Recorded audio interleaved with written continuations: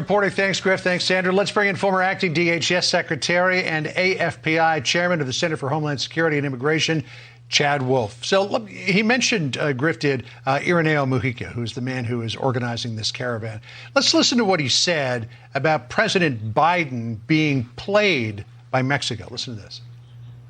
It is naive for the American government not to think that the Mexican government put the Haitians from point A to point B in 3 or 4 days. And I see them. The caravans, most of them were paid by the Mexican government. Stop being a fool. So he says to the president of the United States, stop being a fool. Mexico is not your friend in this. Now, he's talking about the Haitian migrants, I guess, that came in through Del Rio.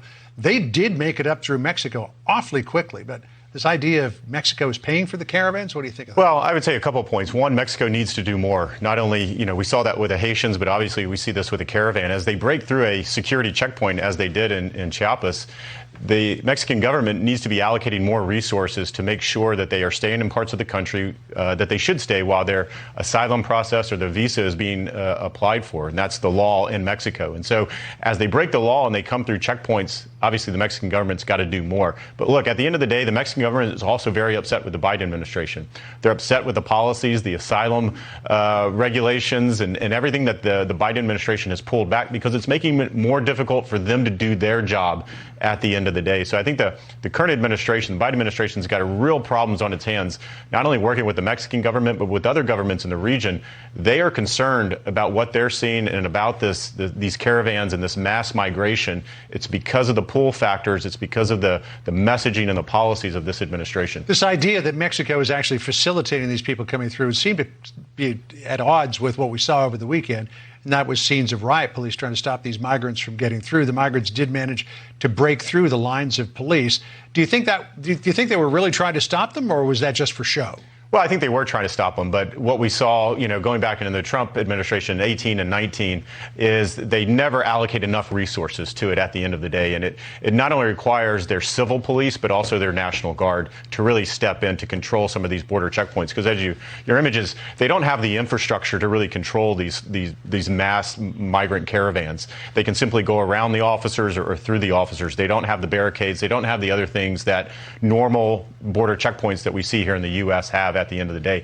I don't know about Mexico facilitating it, but simply not doing enough to stop it is almost in of itself facilitation. So as Griff mentioned, sometime maybe toward the middle of next month, the Biden administration is supposed to re-implement the Trump administration policy of remain in Mexico.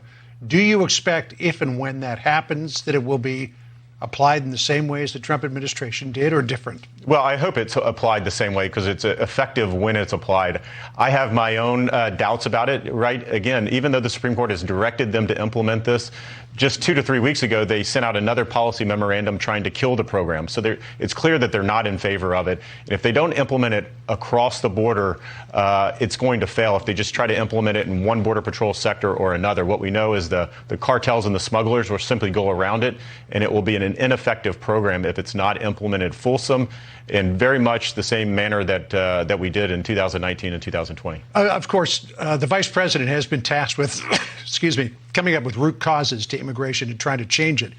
But it would seem to some degree that Biden administration policy is what's responsible for some of this migration. Chris Magnus, who's the president's nominee for Customs and Border Protection chief, was questioned by Senator John Cornyn at his confirmation hearing last week. Listen to this question and answer here. I'm just asking about the pull factors now. Would you agree with me that a policy of non-enforcement is a pull factor, which is encouraging more illegal immigration?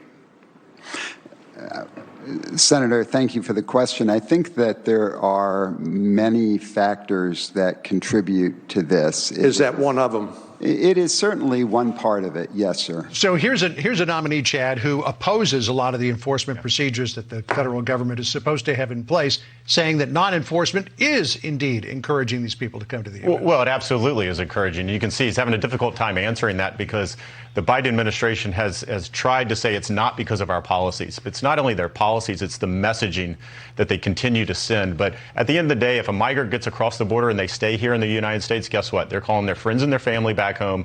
And that's the only thing that they listen for at the end of the day. Chad Wolf, good to see you in the studio here. Good to be here.